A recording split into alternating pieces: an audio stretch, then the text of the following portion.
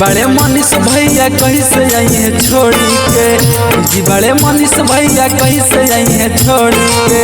हमारा के दे देता है चटनी ढोली के हमारा के दे देता है चटनी ढोली के बड़े मनीष भैया कैसे आइए छोड़ी के जी बड़े मनीष भैया कैसे आइए छोड़ी के हमारा के दे देता है चटनी ढोली के हमारा के दे देता है चटनी ढोली के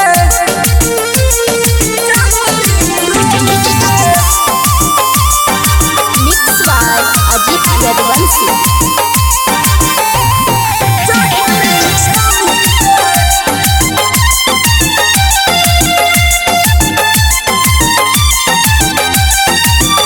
बड़ा भतारा से रोज चटवा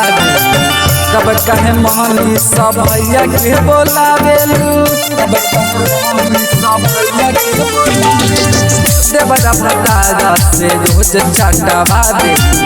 कब कहे मोहनी सब भैया के बोलावेलू चाटल त दूध बाटे खाइबो हम बोरी के चाटल त दूध बाटे खाइबो हम बोरी के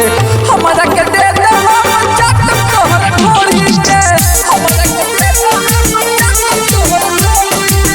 हमारा के दे दे हम चाटल तोहर ढोली के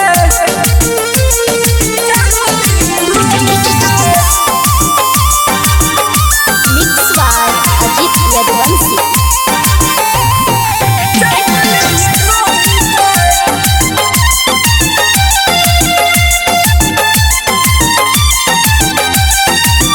पदम दयाजित के मानिला तू बतिया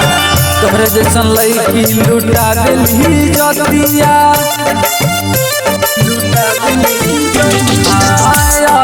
पदम के मानिला तू बतिया तोहरे जैसन लड़की लुटा दिली जतिया मनीष भैया खती रख तू गोरी के मनीष भैया खती रख तू गोरी के हमारा के दे दे